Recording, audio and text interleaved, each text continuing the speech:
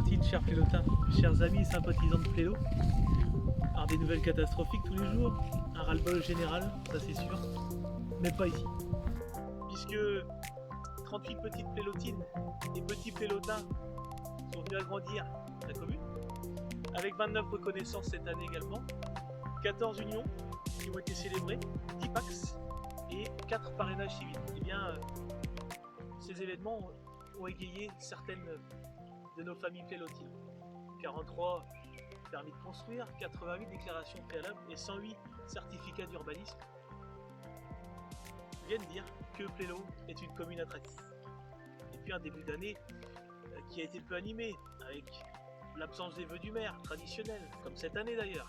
Pas de Pentecôte, pas grand chose finalement, pas de repas, pas de moment de convivialité, puis une décantation au milieu de l'année avec des vides-greniers qui ont repris, le triste anniversaire de la Saudrée qui a été honoré, l'été à Plélo, les réunions dans les quartiers, Octobre Rose, Plélo fête de la pomme avec un fest-noz grandiose, le 11 novembre qui a été fêté dignement, le marché de Noël des artisans et commerçants, puis la parade des agriculteurs et les décorations et illuminations de Noël qui, je le sais, a mis du baume dans le cœur de tout le monde. Les colis de Noël pour nos aînés évidemment, et puis des repas, des soirées à thème, des assemblées générales qui ont repris.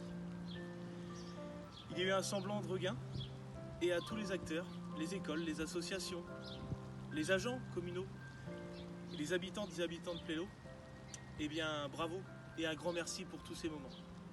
Et puis de notre côté, des investissements capitaux comme l'acquisition immobilière pour créer un pôle médical et des commerces qui vont venir étoffer les deux petits nouveaux, au Fin Gourmet et AMC Auto-École, des acquisitions foncières pour urbaniser, faire grandir Plélo davantage, et puis des études qui ont été commandées pour des voies douces, la rénovation énergétique et immobilière, l'aménagement du bourg et puis l'emplacement, peut-être pas cette année, mais les études sont commencées pour un lieu intergénérationnel.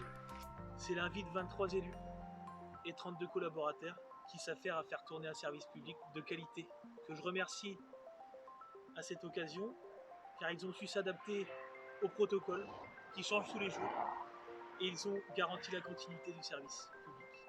On va poursuivre en 2022 avec l'investissement et le recrutement d'un cabinet d'architectes pour l'aménagement du bourg et une priorité absolue sur la conception, la réalisation et l'implantation d'une boulangerie qui sortira de terre cette année.